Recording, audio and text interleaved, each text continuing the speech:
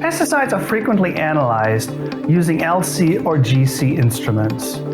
But labs often struggle with testing polar pesticides on these systems. Have you considered ion chromatography?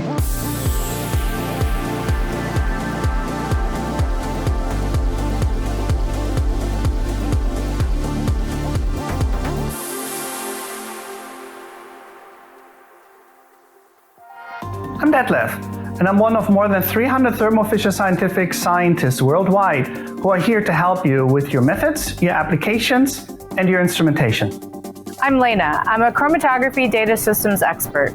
I'm probably preaching to the choir here, but as you know, anionic polar pesticides are ubiquitous in the environment, especially in agricultural communities and in landscaping. Some polar pesticides are potential cancer-causing agents, with other health concerns being birth defects, asthma, or chemical hypersensitivity. So let's take a look at some of the ways you might solve challenges you encounter in testing for polar pesticides, and some tips and tricks.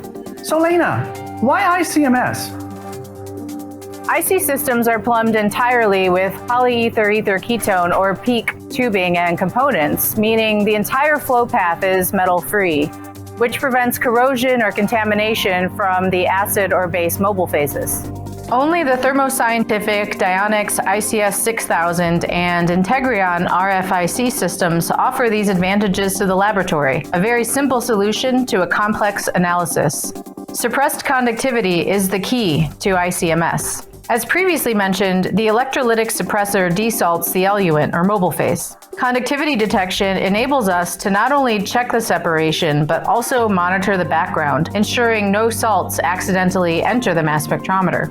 The added benefit of IC is that there's no derivatization step. ICMS is a technique for the direct detection of polar pesticides. Finally, let's get back to the instrumentation and focus on the mass spec. That's you, Detlef. High sensitivity of current generation mass spectrometers allows us to achieve the target quantification and identification limits with relatively low injection volumes. Lowering the injection volume reduces the frequency of cleaning required. Both IC triple quadrupole and IC high resolution accurate mass instruments can be used for screening foods for polar pesticides, providing high sensitivity below the maximum residue levels specified by regulatory entities. As I mentioned, polar pesticides often run on LC or GC instruments. But unlike IC, these technologies struggle to analyze certain polar pesticide classes, such as glyphosates. The high polarity of these pesticides means they aren't easily retained on standard reversed phase columns. LC and GC methods also require significant time for sample preparation, and detectors don't always meet the needed detection limits. LC analysis requires derivatization or ion pairing, and matrix effects often affect robustness. Hillick techniques aren't a good alternative. Reproducibility is often a challenge. Hillick has lower column capacity compared to IC and cannot handle very polar pesticides. And GC is unable to analyze non-volatile polar pesticides. Can we solve this, Lena? Ion chromatography column chemistries provide excellent chromatographic retention and resolution in a wide variety of matrices. High-pressure compatible systems allow for small particle columns to improve resolution of the components. High-capacity columns, such as the Thermo Scientific Dionex IonPack AS19 4-micron column, are essential for the analysis of food extracts containing high concentrations of co-extractives.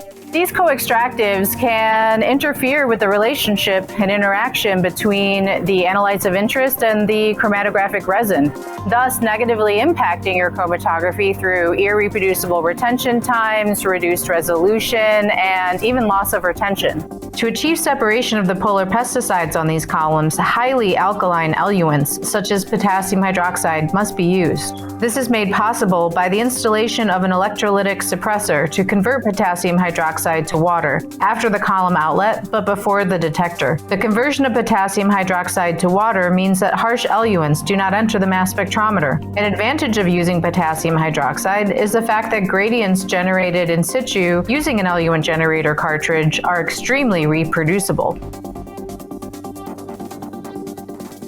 We talked a lot about ICMS equipment, and we don't want to leave you without giving you a few general ICMS tips and tricks. Type 1 ultra-pure water, 18.2 megaohm, is mandatory and critical for the IC and MS to perform at levels needed. It's inevitable that over time the injection of food extracts will result in contamination of chromatographic columns.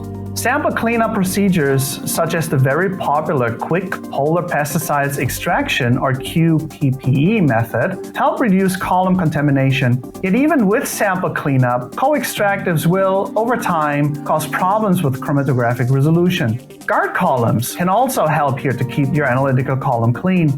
When you do have to clean your column, review your column manual for appropriate cleaning instructions, but never reverse the flow in an IC column. Most mass spectrometers aren't fans of salts. If high levels of salts are introduced into the instrument, sensitivity will drop and the MS will have to be cleaned. When not using the MS, the flow should therefore be diverted to waste to ensure no salt will enter the MS.